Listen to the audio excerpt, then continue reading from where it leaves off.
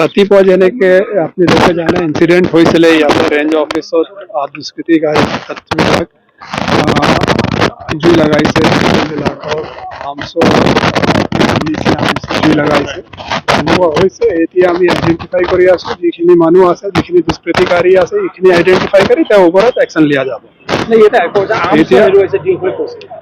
এতিয়া আৰ্মছ এমুনেশ্যন আমি এইখিনি সব ইনভেষ্টিগেট কৰি আছো। যিখিনি দোষী আছে এইখিনিৰ বিৰুদ্ধে কাৰ্যবাহী হ'ব। এতিয়া আমি আটক কৰা নাই, এতিয়া আমি আইডেণ্টিফাই কৰি একশ্যন ল'ম।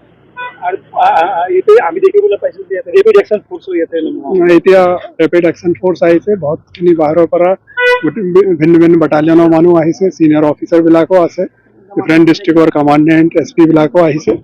গোটেইখিনি ফ'ৰ্চ ইয়াতে আছে, চুফিচিয়েণ্ট ফ'ৰ্চ আছে। আৰু এতিয়া আমি যিখিনি দুষ্কৃতিকাৰী আছে তেওঁৰ বিৰুদ্ধে DOP ছাৰে কিছু সময়ত বাইটত তেখেতে কৈছিল যে আৰক্ষীয়ে যি ধৰণে কোঅৰ্ডিনেশ্যন এটা থাকিব লাগিছিল বন বিভাগৰ লগত এইটো হোৱা নাই। কোঅৰ্ডিনেশ্যন এতিয়া য'ত যি আছে সেইখিনি আমি ভালকে ইনভেষ্টিগেট কৰোঁ, কাৰ কি দোষ আছে হয় না। যিখিনিৰ যাৰ যি দোষ হ'ব তাৰ ওপৰত গভৰ্ণমেণ্ট আইন মতে ব্যৱস্থা ল'ব। এতিয়া চিচুৱেশ্যন কণ্ট্ৰলত আছে, যথেষ্ট ফ'ৰ্চ আহিছে আৰু গোটেইখিনি ফ'ৰ্চ লৈ আমি এৰিয়া ডমিনেট